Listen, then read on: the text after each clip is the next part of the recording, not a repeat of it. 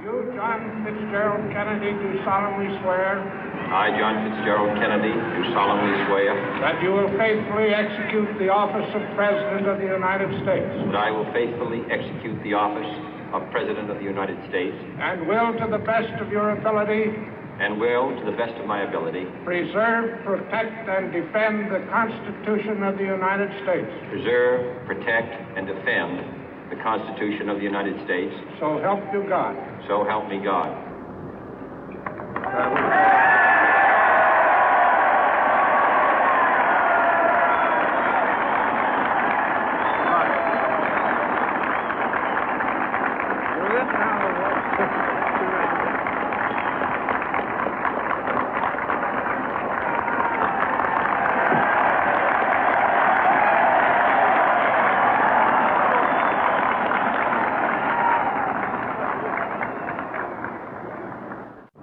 Vice President Johnson, Mr. Speaker, Mr. Chief Justice, President Eisenhower, Vice President Nixon, President Truman, Reverend clergy, fellow citizens.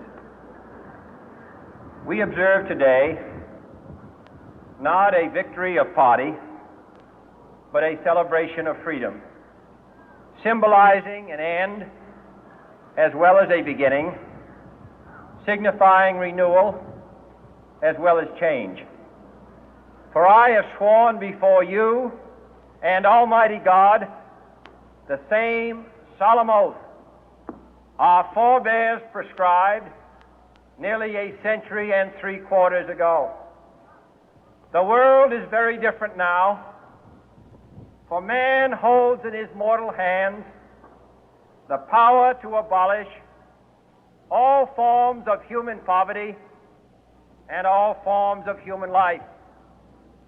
And yet the same revolutionary beliefs for which our forebears fought are still at issue around the globe. The belief that the rights of man come not from the generosity of the state, but from the hand of God. We dare not forget today that we are the heirs of that first revolution. Let the word go forth from this time and place to friend and foe alike that the torch has been passed to a new generation of Americans born in this century, tempered by war, disciplined by a hard and bitter peace, proud of our ancient heritage, and unwilling to witness or permit the slow undoing of those human rights to which this nation has always been committed and to which we are committed today at home and around the world.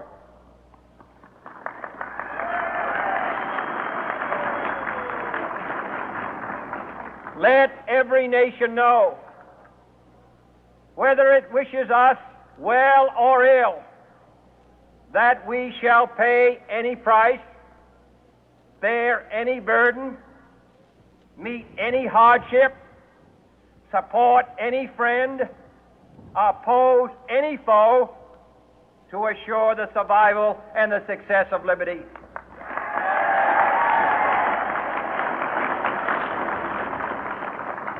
This much we pledge and more. To those old allies whose cultural and spiritual origins we share, we pledge the loyalty of faithful friends.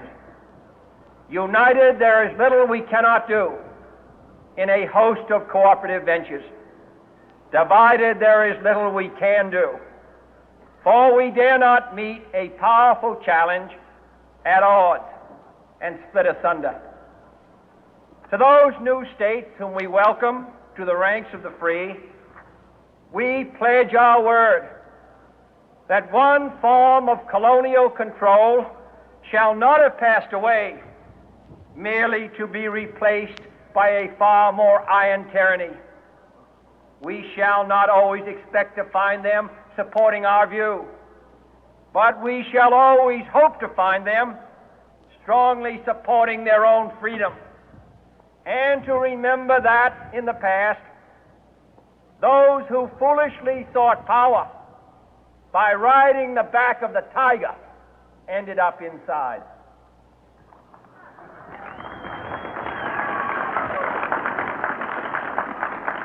To those people in the huts and villages of half the globe struggling to break the bonds of mass misery, we pledge our best efforts to help them help themselves for whatever period is required, not because the communists may be doing it, not because we seek their votes, but because it is right.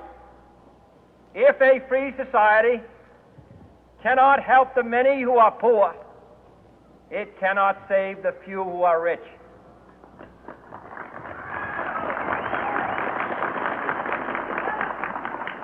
To our sister republics south of our border, we offer a special pledge to convert our good words into good deeds, in a new alliance for progress, to assist free men and free governments in casting off the chains of poverty. But this peaceful revolution of hope cannot become the prey of hostile powers. Let all our neighbors know that we shall join with them to oppose aggression or subversion anywhere in the Americas.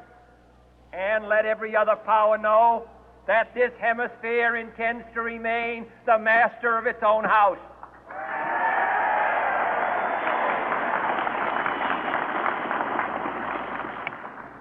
To that World Assembly of Sovereign States, the United Nations, our last best hope, in an age where the instruments of war have far outpaced the instruments of peace, we renew our pledge of support to prevent it from becoming merely a forum for invective, to strengthen its shield of the new and the weak, and to enlarge the area in which its writ may run. Finally, to those nations who would make themselves our adversary, we offer not a pledge, but a request that both sides begin anew the quest for peace. Before the dark powers of destruction, unleashed by science, engulf all humanity in planned or accidental self-destruction, we dare not tempt them with weakness, for only when our arms are sufficient beyond doubt can we be certain beyond doubt that they will never be employed. But neither can two great and powerful groups of nations take comfort from our present course, both sides overburdened by the cost of modern weapons, both rightly alarmed by the steady spread of the deadly atom, yet both racing to alter that uncertain balance of terror that stays the hand of mankind's final war. So let us begin anew, remembering on both sides that civility is not a sign of weakness, and sincerity is always subject to proof. Let us never negotiate out of fear, but let us never fear to negotiate.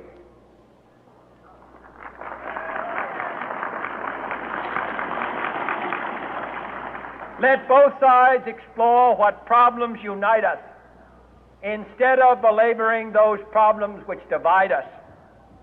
Let both sides, for the first time, formulate serious and precise proposals for the inspection and control of arms, and bring the absolute power to destroy other nations under the absolute control of all nations.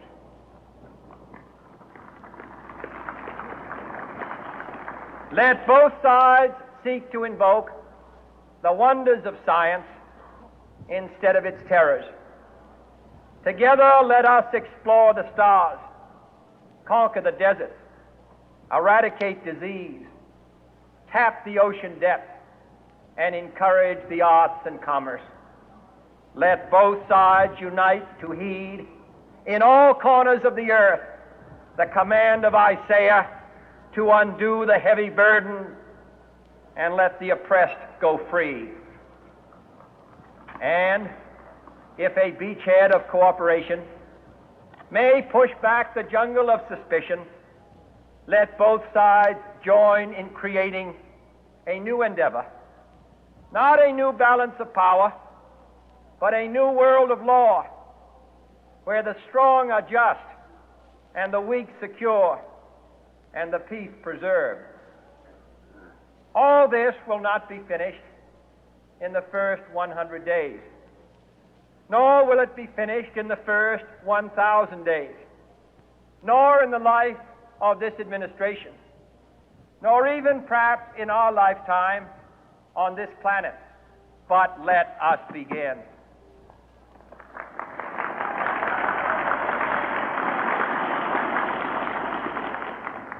In your hands, my fellow citizens, more than mine, will rest the final success or failure of our course. Since this country was founded, each generation of Americans has been summoned to give testimony to its national loyalty. The graves of young Americans who answered the call to service surround the globe. Now the trumpet summons us again, not as a call to bear arms, though arms we need, not as a call to battle, though in battle we are, but a call to bear the burden of a long twilight struggle, year in and year out, rejoicing in hope, patient in tribulation, a struggle against the common enemies of man, tyranny, poverty, disease, and war itself. Can we forge against these enemies a grand and global alliance, north and south, east and west, that can assure a more fruitful life for all mankind? Will you join in that historic effort?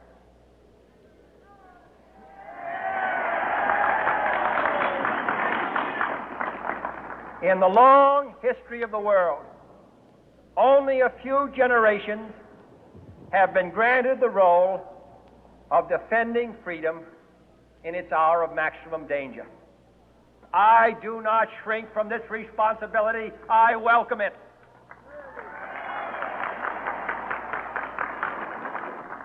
I do not believe that any of us would exchange places with any other people or any other generation. The energy, the faith, the devotion which we bring to this endeavor will light our country and all who serve it. And the glow from that fire can truly light the world. And so, my fellow Americans, ask not what your country can do for you. Ask what you can do for your country.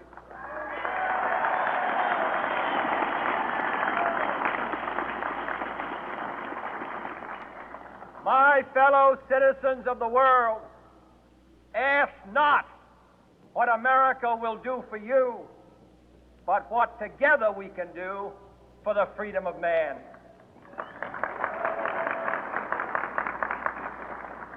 Finally, whether you are citizens of America or citizens of the world, ask of us here the same high standards of strength and sacrifice which we ask of you.